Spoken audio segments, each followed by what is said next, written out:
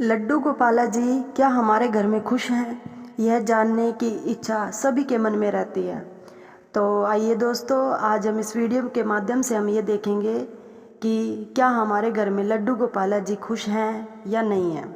तो कुछ ऐसे संकेत हैं जिनसे हमें लड्डू गोपाला जी ये बताते हैं कि मैं आपकी भक्ति से बहुत ज़्यादा खुश हूँ।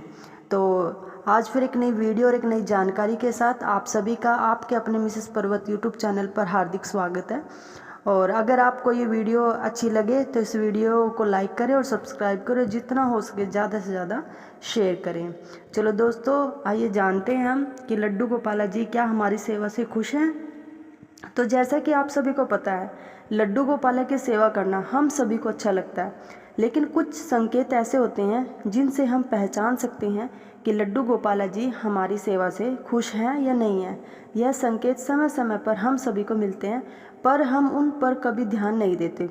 और यह संकेत उन लोगों को ज़्यादा मिलते हैं जो लड्डू गोपाला की सेवा अपने भाव के द्वारा ज़्यादा करते हैं, जिससे वह सेवा करते करते यह भी भूल जाते हैं कि वह भगवान है। तो पहला संकेत होता है कि सभी के घर में दूध, दही, घी, मक्खन इत्यादि की कमी ना होना, क्योंकि लड्डू गोपाला जी को दूध, दही, मक्खन बहुत पसंद होता है।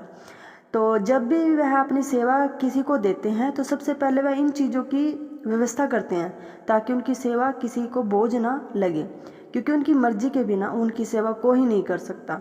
तो अगर आप अपने घर में इन चीज़ों की कोई कमी नहीं है तो आप लड्डू गोपाला जी को ये समझना कि वो हमारे घर में खुश हैं।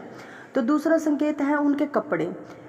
जब आप लड्डू गोपाला जी को नहलाते हैं और उनके लिए आप 2-3 ड्रेस निकाल कर रख ले देते हैं, लेकिन आपका थोड़ी देर बाद ये मन करता है कि मैं ये नहीं दूसरी पहना देती हूँ।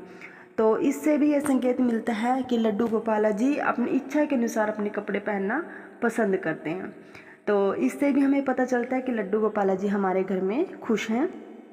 और कुछ ऐसी चीज़ें होती हैं जो पसंद और नापसंद के हिसाब से आपसे सेवा ले रही हैं। और तीसरा संकेत होता है कि आपके मन में अचानक से कोई चीज़ बनाकर लड्डू गोपाला को खिलाने का भाव आए, आपको लगे कि चलो आज गोपाला जी को यह भोग लगा देते हैं, तो समझ जाना कि लड्डू गोपाला जी खुद वो चीज़ें खाना चाह रहे हैं। इसलिए आपके मन में यह भाव आए कि बाहर जाने से पहले जब आप लड्डू गोपाला जी से इजाज़त लेने जाते हैं, तब अगर आप देखें कि उनकी बांसुरी कहीं रखी है, मुकुट कहीं रखा है और पगड़ी कहीं रखी है, तो आप समझ जाना कि आपके साथ लड्डू गोपाला जी भी जाने की इच्छा कर रहे हैं और वह आपकी भक्ति से खुश हैं। तो अगर आप उसको अपने साथ ना ले जा पाएँ तो आप कृपया करके लड्डू गोपाला जी को अपने घर में ही घुमा दीजिए ताकि उनका मन लग जाए। और पांचवा संकेत यह है, जब आप सुबह उठें और उन्हें स्नान कराने जाते हैं, तब सारी तैयारी करने के बाद भी आप बार बार कोई चीज़ भूल जाएं और आपको बार बार उठना पड़े, तब आप समझ जाना कि आपके लड्डू गोपाला जागृत हैं और वह आपको बस थोड़ा सा परेशान करके खुश हो रहे हैं। और छठा संकेत हमारा ये होता है, जब भी हम तो हर किसी को नहीं मिलता, इसे वही महसूस करता है जो लड्डू गोपाला को अपने हाथों से कुछ बनाने की चाह रखता है।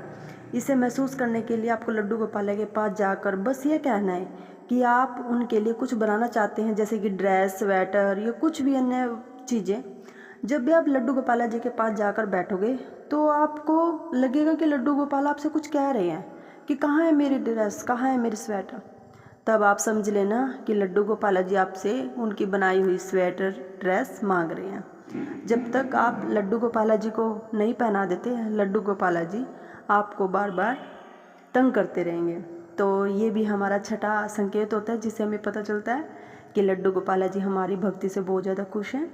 और सातवां संकेत ये होता है, जब भी आपके लड्डू गोपाला आपके घर में विराजित हो चुके हैं, यह संकेत थोड़ा सा अलग है, जैसे कि आपकी कोई चीज़ घर में कहीं खो गई है और आप खुद ही उसे कहीं रख कर भूल गए हैं। जब आप उसे ढूंढते ढूंढते परेशान हो जाते हैं, सारे प्रयास करके हार जाते हैं, तब आप लड्डू गोपाला के पास जाकर जब उनसे अपनी परेशानी कहेंगे, तब उसके बाद आपको वह चीज़ ऐसे रखी मिल जाएगी जैसे कि उसे किसी ने वहाँ ला कर रख दिया है।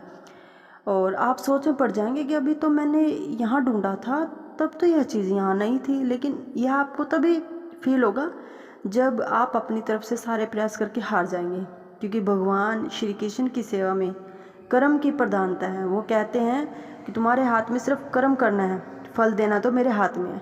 इसलिए जब हम अपना 100% लगा चुके होते हैं और इसके बाद अपनी भागदौड़ भगवान श्री खुद संभाल लेते हैं।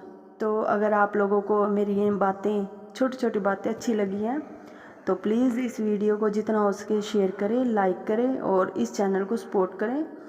धन्यवाद।